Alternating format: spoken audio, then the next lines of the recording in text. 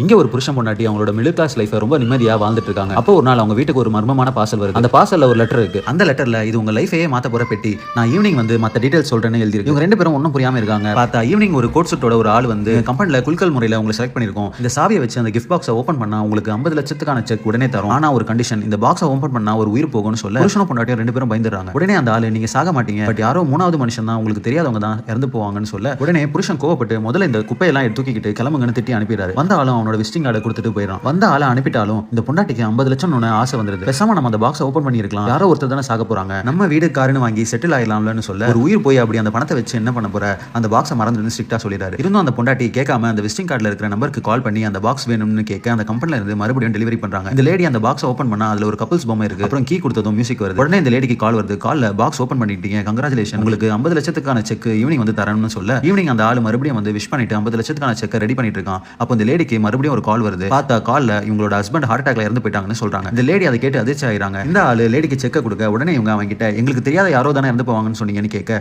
அதுக்கு அவன் நாங்க சொல்றதெல்லாம் உண்மையா இருக்கணும்னு எந்த அவசியமே இல்லையேன்னு சொல்லிட்டு கிளம்பிடுறான். இந்த லேடி அப்படியே ஷாக் ஆகி போய் உட்காந்துருக்காங்க.